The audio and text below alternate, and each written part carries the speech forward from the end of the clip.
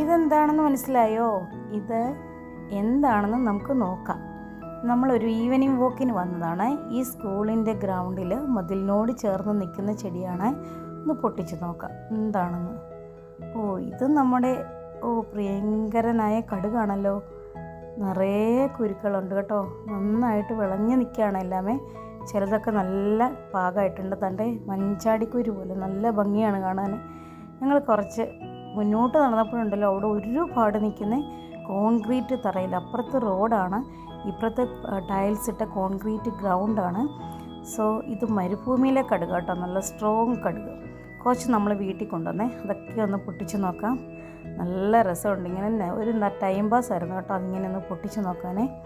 അപ്പോൾ കണ്ടോ, പല ഡിഫറെൻറ്റ് കളറിലുള്ള നമുക്കതിൻ്റെ സീഡ്സ് കാണാൻ പറ്റുമേ. ഓക്കെ, നല്ല രസമുണ്ട് കാണാൻ, നല്ല കളർഫുൾ.